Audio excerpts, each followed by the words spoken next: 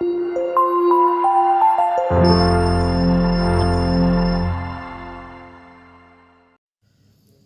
and welcome to Shanmugam IAS Academy. This is Ashwin. Let us take up today's current events of the day. So the topics for today's discussions are Indian diaspora in US and its impacts on India-US relations, India's space sector initiatives and issues, cyber attacks in India and institutional arrangements for cyber security, appointment of police officers for present management. Let us take up the first one, that is Indian diaspora in US and its impacts on India-US relations. The stature of the Indian diaspora in the US is growing. It will have a significant impact on India-US relations. Nowadays, the rate or amount of migrants or immigrants from India over there in US got increased. It is almost 4 million plus. They are considered as one of the most influential groups in the US, and they have played a key role in transforming the relations. For example, the US signing the civil nuclear deal. In addition, many American Indians have entered into the administration and the US Congress. As well as the population growing in America, the ability of the Indians to hold a place in administration in the US Congress got increased.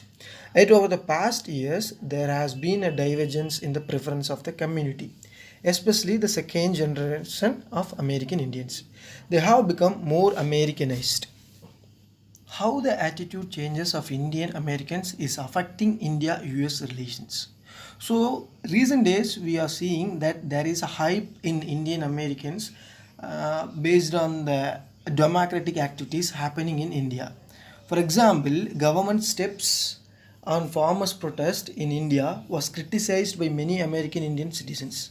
Secondly, India caucus. In the caucus, in the sense, meeting of supporters or members of a specific political party. With the Indian ambassador to the United States, they offer an insight into the changing attitude of the Indian American community. So, as we have discussed earlier, the attitude of Indian American is changing towards focusing more on the community of India.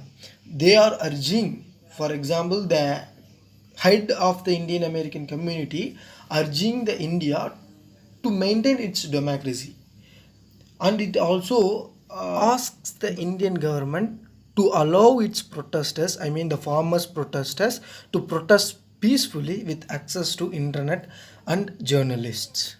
And thirdly, the External Affairs Minister of India, Mr. Jaishankar, cancelled the meeting with the US House Foreign Affairs Committee Congress in 2019. It was due to the presence of Mr. Jayapal, who was a member of Democratic Indian American, who voiced against the Indian government clampdown in Kashmir.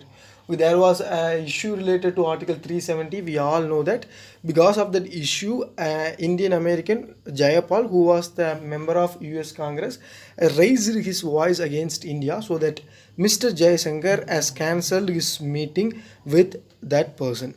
In addition to the above issues, CATSA, we all know that Countering America's Adversaries Through Sanctions Act. So if there is any adversaries are there against America, they will be curbed by using the Sanctions Act. So it will also affect the US-India ties, because India has proceeded to procure the Russian S-400 missile defense system, which is against the CATSA Act. So here the suggestion which we should study is India-US should have a parliamentary affairs relationship. That is, Indians and American parliamentarians should come into contact with each other. It was also expressed in the 2+2 meeting of US-India. So you have to study here what is 2+2 meeting. Let us take up the next one, that is India space sector initiatives and issues. Recently, ISRO should take the advantage of the market opportunities in the sector which has been in news. Recently, ISRO has developed its hype in the space sector. So it will be a very useful thing to develop its marketing ability, because ISRO is doing much amount of eligible things to launch the various kind of satellites. We have also seen the Brazil's Amazonia 1 satellite has been also launched by India, that is ISRO, from Sriharikota. It was the first dedicated commercial mission of New Space India Limited. That is also we have discussed in the earlier current affair. So based on the development of ISRO, India has taken a lot of promotion aspects in the space sector. There is a potential explosion of market opportunities for ISRO also, because it is doing much amount of satellite launching things. So firstly, the institutionalization of space commerce, that was done by IN Space, which is a regulatory authority, and it is also has done by independent tribunal. So these tribunals will be negotiating the problems between the private entities. Secondly, the private sector, which is also playing a major role in the space sector. It is also helping in the launch of satellites, and it is also helping to form the infrastructures needed by the ISRO. So many companies now offer numerous services. Many of these companies even aspire to launch their own satellites. Let us take up the next current affair, that is cyber attacks in India and institutional arrangements for cyber security. So India's critical infrastructure is vulnerable to cyber attacks from foreign countries. We have seen a lot of cyber attacks from various countries against India. So let us see the background. Recently, the New York Times has reported that China is threatening India through cyber attacks. It raised the possibility also that the power outage in Mumbai could have been attacked by Chinese state-sponsored group. In the same direction, Maharashtra's Home Minister acknowledged a report by the Maharashtra Cyber Cell also. The report showed that the grid failure was potentially the result of cyber sabotage. However, the Power Ministry contended that the grid failure was not linked to any cyber security incident. So the ministry says there is no attack from any other country. It was some kind of a grid failure only. But here it is really a true thing. India has been attacked by suspected Chinese state-sponsored groups multiple times in the past. For example, in 2019, GhostNet, that is targeted Indian entities. These entities include military establishments such as news publications and even the National Security Council Secretariat. After the attack, shadow network investigation by researchers found clear evidence that confidential documents accessed by the attackers. So it was a true thing which has been accessed by using the shadow network investigation. India has been affected by the GhostNet, which was the entity of China. For example, a suckfly attack. It is targeted the government and private entities, including a firm that provided tech support to the National Stock Exchange. So the National Stock Exchange of India also has been affected by the suckfly, which has been a malware from Chinese. D-Track attack in 2019. It is first targeted Indian banks and later the Kudangulam nuclear power plant in Tamil Nadu. So the power activity, the nuclear reactor has been hijacked. In Iran also, which has been used by the malware called Stuxnet.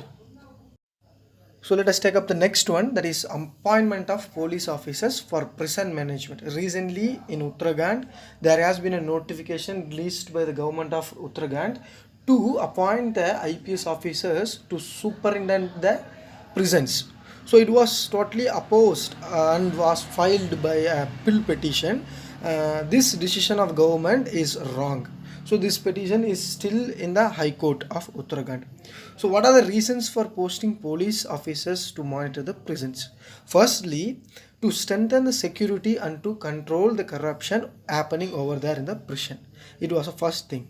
And the second thing is, prison departments have limited strength at the officer level, leading to a malpractices also. If there is no officer, it will lead to the malpractices and corruption.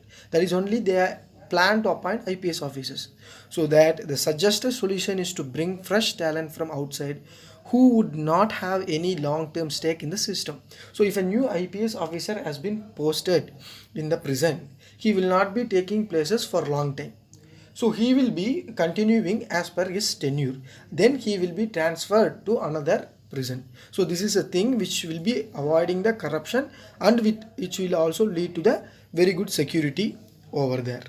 Here let us discuss why this appointment of police officers has been criticized in the prisons. So as per the notification by the government, police officers are appointed to monitor the prison. Here it will affect the decisions because the separation of powers has been affected here. Firstly, the skill requirement for police is different from a prison officer because they have their position is totally different from each other. For instance, police personnel recruited and trained to detect crime and maintain law and order. Whereas in prison, the prison officers are recruited and trained to reform and rehabilitate the offenders. As the second things we have already discussed, as per the rules of Group A and Group B services are under for some prison persons also. Here, the police officers in prisons amounts to the violation of principles of separation of powers enshrined in the Constitution. And third, it is against the philosophy of correctional administration. It goes against the Prison Reform Committee reports like Justice Mullah Committee on Prison Reforms Report, the Justice Krishna Iyer Committee on Women Prisoners Report. They advocated prisons should be houses of reformation and rehabilitation of prisoners and their families. So it should not be maintained by the IPS offices because it is a rehabilitation center and it is also a reformation centers. It does not need much amount of skill. Here only the appointment of a prison keepers is enough. That is prison officers. So creation of a specialized all India prison service along the lines of IPS or IAS also has been recommended. So currently in Bihar, which is the only state which continue to have IAS officer as a head of prison department. Finally, the posting IPS officers are superintendents of prisons amounts to police custody. It is because it gives the police direct access to prisoners during the judicial custody. That is why it has been totally neglected. So thank you for watching. Let us continue this session on tomorrow and let us meet you on tomorrow's current affairs.